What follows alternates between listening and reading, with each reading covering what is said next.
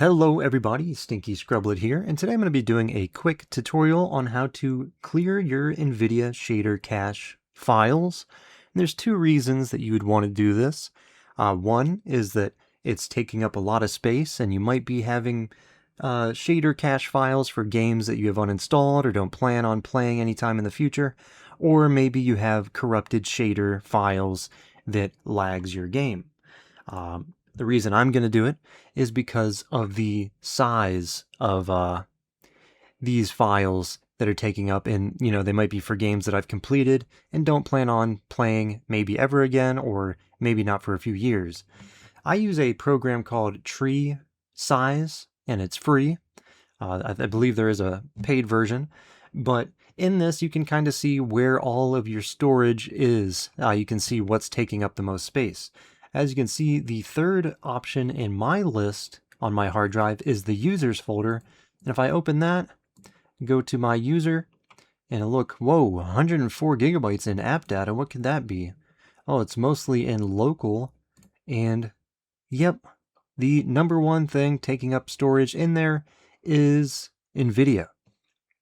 If we open that up, we can see it is the shader files. So that's why I am going to go ahead and delete the shader files.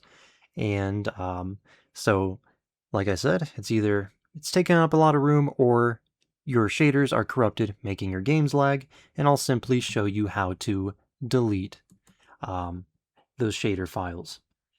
And what you're going to want to do, let me go ahead and open that so you can see how I got there. For NVIDIA, which this video is for, you're going to do right click. It might show up in your options already. I'm on Windows 11 for some reason. You have to click show more options, and then you'll go to NVIDIA control panel. Once that opens up, we're going to go down to manage 3D settings. And in there, you're going to see in this global settings option, we will find shader cache size. It's probably going to be on default, and we're just going to go ahead and disable that. And once you do that, you're just going to hit apply, wait for that to apply, and next, once you have that applied, you're going to want to restart your computer. So I'm going to go ahead and do that, and we'll be right back. All right, everybody, we are back on the computer, and what we're going to do next is actually delete those files. There's two ways we can get to the run. You can hit Windows R, and you can pop up run that way, or you can also just search run. Either way works. And once you have run open, you're just going to type %, local app data, %, and you'll get a folder that looks like this. And you're going to want to scroll down to NVIDIA. And we're going to go ahead. I'm just going to open that in a new window here. And we'll see two folders.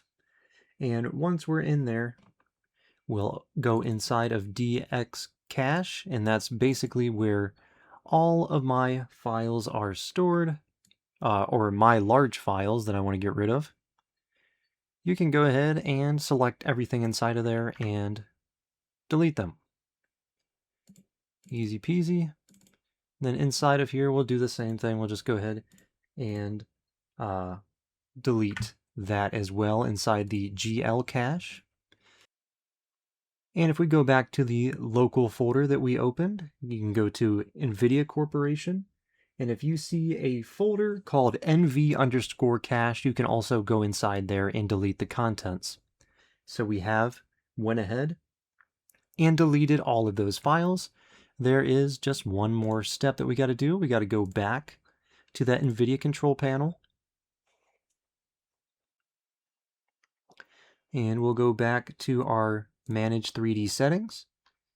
Go to our shader cache again, and I'm just going to go ahead and set it back to the driver default. You can obviously limit it to a certain size. I like to keep it at the default, so I'm just going to go ahead and apply that. And then the last thing you're going to want to do is restart your computer once again. All right, and we are back on the computer. And as you can see, if I go into that tree size thing, this is not necessary, but this is just easy to see, like I said, where or what is taking up all the space on your hard drive. If I go back into that local folder, we can now see that NVIDIA is not even one of the top folders that are taking up space here. So now I have all that space saved up, and for me, that's awesome. And like I said, if you had issues with your shaders being corrupted, this will help with that as well. One thing I will note, you will have to obviously load your shaders again once you play a game, which is, for me, completely fine. Either way, I hope this helped you, and I hope you guys have a great rest of your day. Bye-bye.